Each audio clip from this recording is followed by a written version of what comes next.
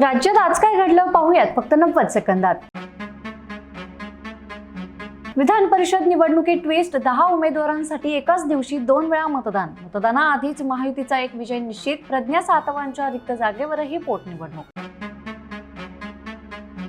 अशोक खरात प्रकरणावर प्राजक्ता माळीचं भाष्य, म्हणाली मुख्यमंत्र्यांनी प्रकरण योग्य हाताळलं।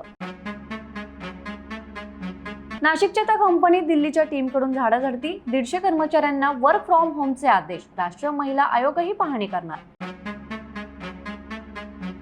कैसा हराया, सहर शेखचं नगरसेवक पद धोक्यात येताच नॉट रिचेबल, वडीलही गायब, फोनही घेईना।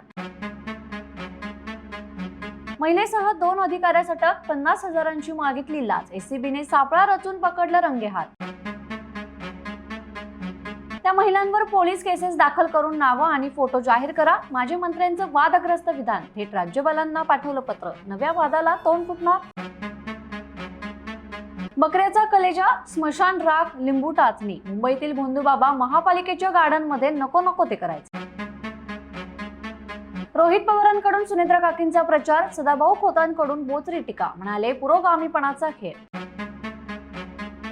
घरी बायकोला काय सांगू, गॅस सिलेंडर मिळत नसल्याने संताप, एजन्सी बाहेर ग्राहकाने स्वतःचं डोकं फोडलं।